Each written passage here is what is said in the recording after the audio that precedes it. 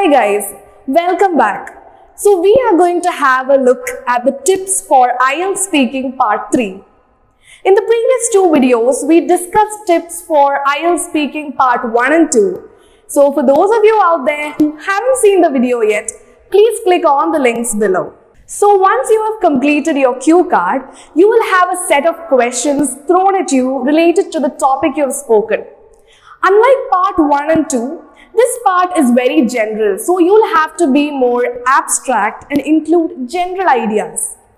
You will not have much time to think here, as you will have to form an opinion quickly and answer questions. The examiner explores the topic more in depth over here. For example, if your cue card was to describe your favorite restaurant, then your part 3 will be about restaurants and food in general. Now let's have a look at the tips for IELTS speaking part 3. So the first tip is express your opinion. Have an opinion about everything. Don't say you don't have an opinion. In case you feel you are short of points, look through IELTS part 3 questions and also read through the sample answers. Practice speaking on everyday issues like health, economy, education, environment, and so on. You can use the following phrases to analyze topics and carry the conversation forward.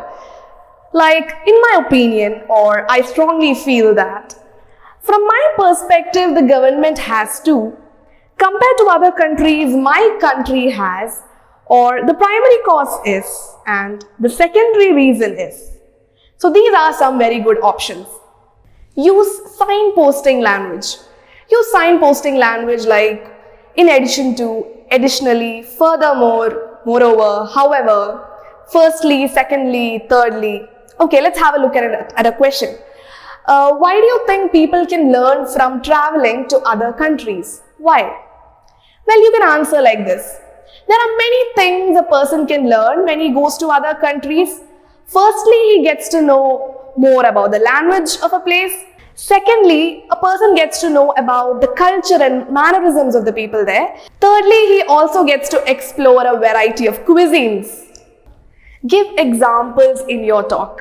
Citing an example gives the examiner an idea that you are clear about what you're speaking and not just blabbering anything. The examiner might ask you for examples to get more clarity on your idea or on what you're speaking. So it's really good to give examples. Let's have a look at a question. Do you think it's a good thing to give prizes to children who do well at school? Well, I think giving rewards to students who perform well in class is definitely a good move because it serves as an incentive to students to perform well and to come up with good marks. For instance, schools give a proficiency award to the best academic performer, and this boosts children to study harder. So you can see I have given an example here. Now, in this section, it's better to give general examples than personal examples because this is a general talk. You can give personal examples, but not many. It's better to have general examples. Use fillers while speaking.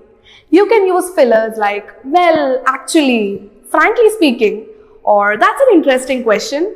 This gives you more time to think. You can disagree with anything.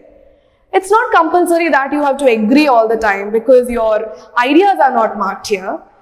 But you'll have to give proper explanations if you don't agree with something. Now let's have a look at a question. Modern society is often called materialistic. Why do you think this is? In my opinion, the modern society being called materialistic is a stereotype held by people. I feel the present generation not only gives importance to commodities, they also value other aspects of human life like human emotions and relationships.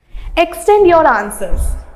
Here you have to speak for a bit longer than part 1. Preferably it's good to speak in around 3 to 4 sentences.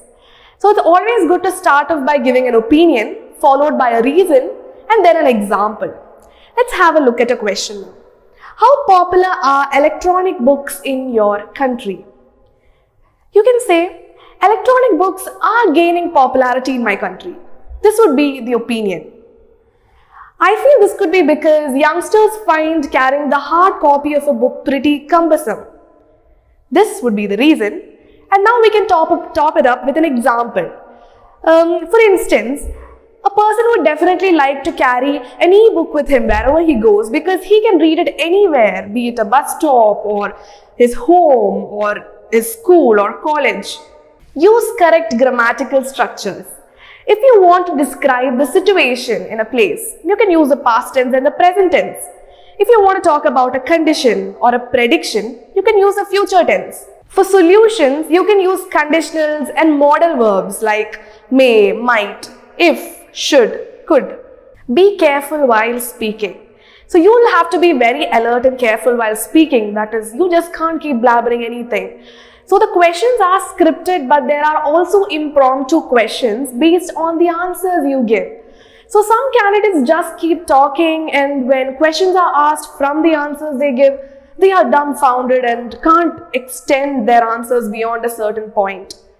So be very wary of what you're speaking and do not lose track of the question. Now let's have a look at the different types of questions in this segment with examples. So the first type is how something might change in the future. An example for these types of questions would be, will electronic books ever replace printed books in the future? The second type of question is the advantages and disadvantages of something. What are the advantages of parents reading electronic books compared to printed books? The third type of questions are why people choose to do something. For example, why do you think some people choose to do difficult jobs? The fourth type of question is how something has changed in recent years. Do you think the cinema has increased or decreased its popularity in recent years? The next type is what can be done to make something better? How do you think teachers could help students to develop and share their own ideas? Remain focused and calm. So this section comes right after part 2, so you won't have much time to think here. You will have to form opinions and express them in the best way possible. Use a wide range of vocabulary, useful phrases and good idioms. So some idioms and phrases you can use are ring a bell, which means when someone says something that is familiar to you. Blow off steam means when you do something to relieve yourself of stress. Face the music means to face the reality. So again, don't use irrelevant vocabulary and phrases because that would not fit it. Don't memorize. If you memorize answers, it can be easily understood by the examiner. So do not mug up anything. Give a proper conclusion. So sometimes you might end your answers abruptly. So you must give an examiner a sign that you have ended your answer, or the person might expect more. You can also bring your intonation down to end the answer. Let's have a look at a question.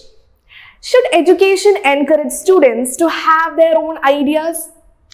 Well, education plays a key role in bringing out the creativity in children. For instance, education must not only be confined to learning from textbooks. Okay, that was not properly concluded, right? Well, if I answer, education must not only be confined to learning from textbooks, it must also include activities and assignments which encourage children to bring out novel ideas. So as you can see, I have brought my intonation down here and I have completed the sentence. Ask to repeat the question. Some students hesitate to ask the examiner a question if they have not properly understood it. So please don't hesitate, guys, and go ahead and ask the examiner. That's better than not answering correctly to the question. Directly answer to the question and don't deviate from the topic. Keep the question in mind while answering the question so that you stay on track. Don't be in a hurry. This being the last segment of your IELTS speaking, the tendency is to hurry with your answers and not elaborate them. So don't be vague while giving answers, because if you are not specific, then the examiner might ask you more questions until he or she gets elaborate answers. So answer in detail. Don't feel demotivated. So if you have not performed well in part 1 and 2, the tendency is to feel demotivated here.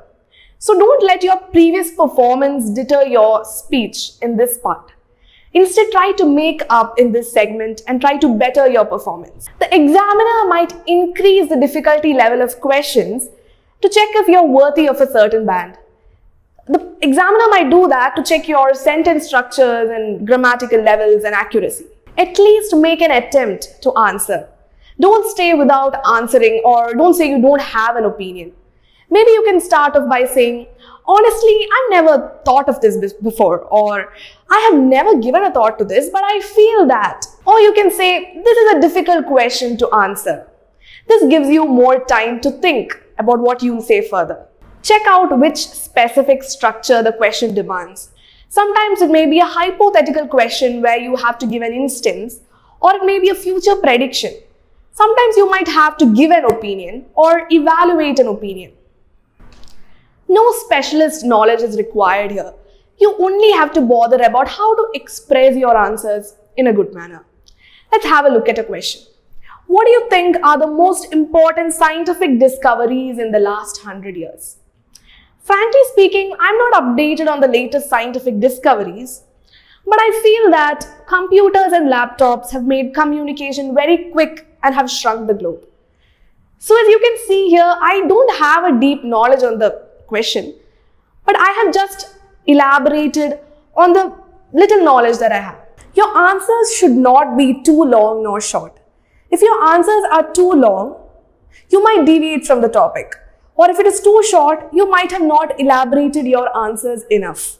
So let your answers be not too long nor short. Paraphrase the question.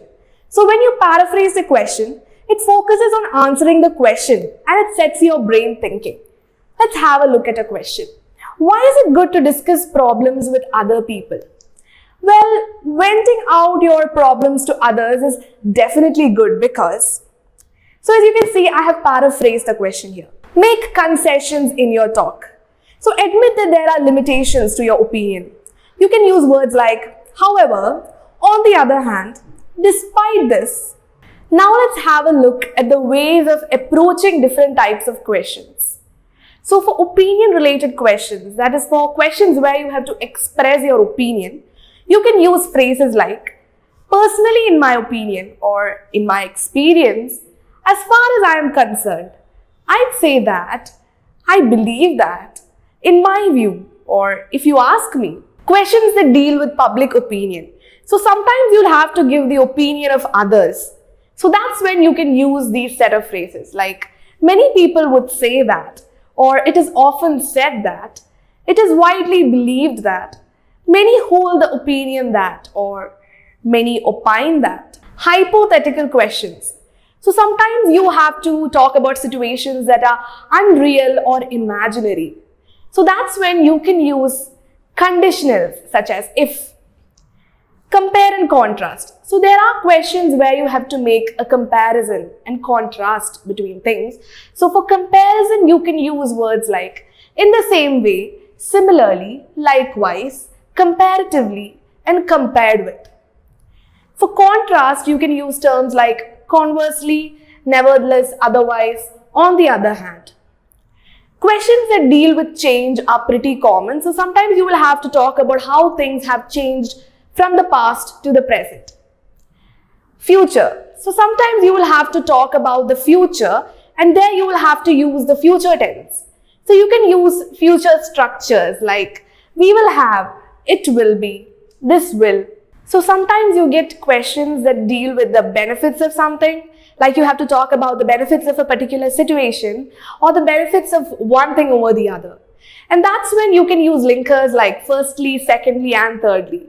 This would give more structure, this would give a better structure to your answer and you would seem more organized. Examples.